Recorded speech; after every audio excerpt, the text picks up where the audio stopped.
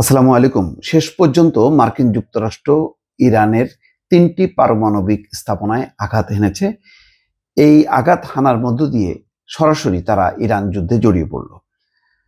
এখন যুক্তরাষ্ট্রের president Donald Trump হুমকি দিচ্ছেন ইরানকে যে যদি তারা আলোচনায় না আসে তাহলে আরো হামলা হবে।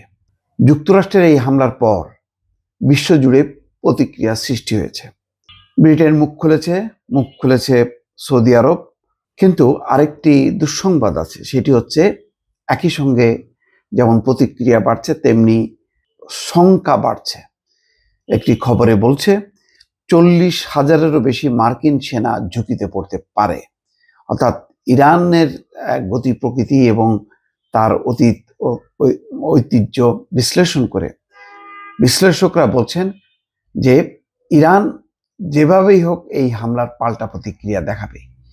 তাহলে মধ্যপ্রাচ্যে বিভিন্ন ঘাঁটিতে আমেরিকার প্রায় 40,000-50,000 বা 1,00,000 যে সৈন্য আছে তাদের কোনো না কোনো অংশ এই হামলার শিকার হতে পারে। দর্শক, আমরা আগে দেখি যে ব্রিটিশ প্রাইম মিনিস্টার কি বলছেন, কেয়ার স্টারমার। যুক্তরাজ্য সবসময় শেষ পর্যন্ত মার্কিন যুক্তরাষ্ট্রের পক্ষেই থাকে। তারা প্রথমে কিছু নয়ছয় করে, কিছু প্রতিক্রিয়া দেখায়, তারপরে যখন নাকি আমেরিকা চূড়ান্ত কোনো অ্যাকশনে যায় তখন আমেরিকার পাশেই থাকে। এবারেও সেই পরিস্থিতির ব্যতিক্রম হয়নি। দর্শক, ইরানের পারমাণবিক কর্মসূচিকে আন্তর্জাতিক নিরাপত্তার জন্য অত্যন্ত হুমকি, আর এই পরিস্থিতিতে দেশটিকে আলোচনার টেবিলে ফেরার আহ্বান জানিয়েছেন যুক্তরাষ্ট্রের প্রধানমন্ত্রী কিয়ার স্টারমার। সম্প্রতি ইরানের 3টি পারমাণবিক স্থাপনায় যুক্তরাষ্ট্রের হামলার পর এক বিবৃতিতে তিনি এই কথা বলেন। খবর বিবিসির। প্রধানমন্ত্রী স্টারমার বলছেন, ইরানকে কখনোই পারমাণবিক অস্ত্র তৈরির সুযোগ দেওয়া যাবে না। ইরানের পারমাণবিক কর্মসূচি বৈশ্বিক নিরাপত্তা এবং স্থিতিশীলতার জন্য সরাসরি হুমকি সৃষ্টি করছে। এই হুমকি প্রতিহত করতেই যুক্তরাষ্ট্র তাদের পদক্ষেপ নিয়েছে। তার মানে যুক্তরাষ্ট্রের পদক্ষেপকে সমর্থন করছে। তিনি আরো বলেন, আমরা চাই ইরান দ্রুত আলোচনার টেবিলে ফিরে আসুক। কূটনৈতিক সমাধানই বর্তমান সংকট উত্তরণের একমাত্র পথ। দর্শক, এই প্রতিক্রিয়ার পাশাপাশি সৌদি আরব কি বলছে খুব গুরুত্বপূর্ণ। ইরানের যুক্তরাষ্ট্রের সামরিক হামলার পর উদ্বেগ প্রকাশ করেছে সৌদি আরব। দেশটির পররাষ্ট্র মন্ত্রণালয় জানিয়েছে, ইরানে পারমাণবিক স্থাপনাগুলোর উপর হামলার বিষয়টি তারা গভীরভাবে পর্যবেক্ষণ করছে। খবর আল জাজিরার এক বিবৃতিতে বলা হয়েছে, ইরানে সাম্প্রতিক যে ঘটনা ঘটেছে, বিশেষ করে যুক্তরাষ্ট্রের হামলায় দেশটির পারমাণবিক স্থাপনাগুলো লক্ষ্যবস্তু হওয়ায় তা আমাদের গভীর উদ্বেগের কারণ। সৌদি আরব এই সংকট মোকাবেলায় সব পক্ষকে সংযম প্রদর্শনের আহ্বান জানিয়ে বলেছে, এই মুহূর্তে উত্তেজনা হ্রাস এবং সংঘাত এড়াতে রাজনৈতিক সমাধানের পথ খোঁজা জরুরি। একই সঙ্গে আন্তর্জাতিক সম্প্রদায়কেও বিষয়টি দ্রুত শান্তিপূর্ণভাবে সমাধানের জন্য কার্যকর ভূমিকা রাখার আহ্বান জানিয়েছে। দর্শক, খেয়াল করেন, সৌদি আরব কিন্তু এখানে সরাসরি নিন্দা করেনি মার্কিন হামলার। তারা কৌশলে একটা খুবই কূটনৈতিক কৌশলপূর্ণ একটা বিবৃতি দিয়েছে, যেখানে তারা উদ্বেগ উৎকণ্ঠাও জানিয়েছে, সংযম প্রদর্শনের কথা বলেছে, আলোচনার কথা বলেছে।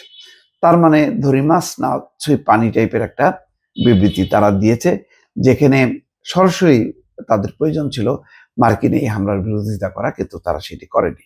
অন্যদিকে যে খবর, সেটি হচ্ছে 40,000-এরও বেশি মার্কিন সেনা ঝুঁকিতে পড়তে পারে। এই খবরে বলা হচ্ছে, ইরানের পারমাণবিক স্থাপনায় মার্কিন হামলার ফলে গোটা মধ্যপ্রাচ্যে দীর্ঘমেয়াদী সংঘাতের সূচনা হতে পারে বলে সতর্ক করেছেন ডেভিড ফিলিপস। যুক্তরাষ্ট্রের সাবেক এই পররাষ্ট্রনীতি সংক্রান্ত উপদেষ্টা সাবেক মার্কিন প্রেসিডেন্ট ক্লিন্টন, বুশ ও ওবামা প্রশাসনে পররাষ্ট্রনীতি সংক্রান্ত উপদেষ্টা হিসাবে দায়িত্ব পালন করেছেন। বর্তমানে তিনি অক্সফোর্ড বিশ্ববিদ্যালয়ে অতিথি গবেষক হিসাবে কর্মরত। আল জাজিরাকে দেওয়া সাক্ষাৎকারে ফিলিপস বলছেন, ট্রাম্প বলেছিলেন কূটনৈতিক সমাধানের জন্য 2 সপ্তাহ সময় রাখা হবে, কিন্তু মনে হচ্ছে যুক্তরাষ্ট্র সেই সময় শেষ না হওয়ার আগেই হামলার সিদ্ধান্ত নিয়েছে। এতে 40,000-এরও বেশি মার্কিন সেনা ঝুঁকির মধ্যে পড়তে পারে। তিনি বলেন, পারস্য জাতির সম্মানের গুরুত্বকে হালকাভাবে নেওয়া যাবে না। অর্থাৎ ইরানি জাতীয়তাবাদের প্রতি ইঙ্গিত করে তিনি বলছেন যে এই জাতির সম্মানের গুরুত্বকে হালকাভাবে নেওয়া যাবে না। ইরান এখন কেবল ইসরায়েলের কাছ থেকে নয়, যুক্তরাষ্ট্র থেকেও সরাসরি হামলার শিকার হয়েছে, ফলে তারা প্রতিশোধ নিতে চাইবেই।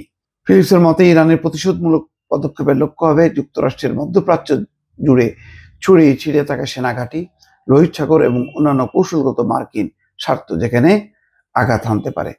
আমি মনে করি এই হামলা একবারের মধ্যে সীমাবদ্ধ থাকবে। এটি কেবল শুরু। এই সিদ্ধান্ত মধ্যপ্রাচ্যের দীর্ঘ উত্তেজনার সূচনা করতে পারে। দর্শক, আসলেই এই সংঘাত সহজেই নিববে এটা কেউ আসলে মনে করছেন না। ভালো থাকবেন। আল্লাহ হাফেজ।